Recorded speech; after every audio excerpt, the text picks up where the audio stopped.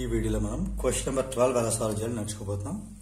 Question చూసినట్టయితే two bodies of equal masses, రెండింటి కూడా మాస్ అనేది same, are moving with uniform velocities, ఒకదాని వెలాసిటీ v, ఇంకో వెలాసిటీ 2v.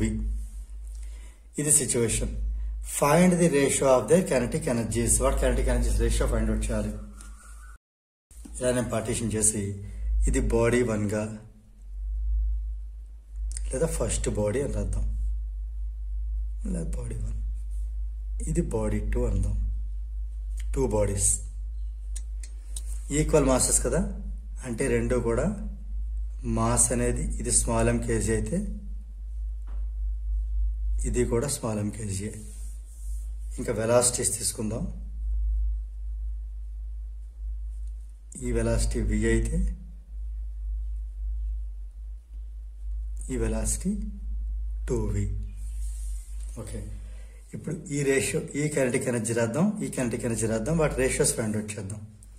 ఈ సిచ్యువేషన్లో కైనెటిక్ ఎనర్జీ ఆఫ్ బాడీ 1 ఎంత అవుతుంది? Half mv². ఇక్కడ kinetic energy of body 2 half m, ఇక్కడ దాకా చేంజ్ ఉండదు.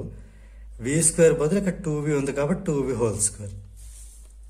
రైట్, అంటే హాఫ్ యాజ్ ఇట్ ఈజ్ రాద్దాం, m యాజ్ ఇట్, 2² అంటే 4, ఇది v². ఈ 4ని బయట రాసేద్దాం, 4 times హాఫ్ mv². రైట్, మనకు కావాల్సిన రేషియో కావాలి. ఎవరెవరి రేషియో? ఈ ఫస్ట్ బాడీ కైనెటిక్ ఎనర్జీకి, సెకండ్ బాడీ కైనెటిక్ ఎనర్జీకి. రైట్,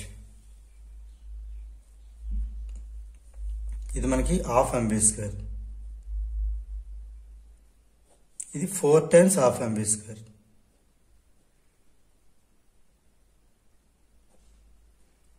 ఈ హాఫ్ mv², 1 టైం క్యాన్సిల్ అయితే 1/4. అంటే రేషియో కావాలి కాబట్టి 1:4 అని చెప్పొచ్చు. దేర్ఫోర్ కంక్లూజన్ రాసేద్దాం. ఫైండ్ తీసేసి the ratio of their kinetic energies is 1:4. దీంతో మనకి క్వశ్చన్ నెంబర్ 12 అనేది కంప్లీట్ అయింది.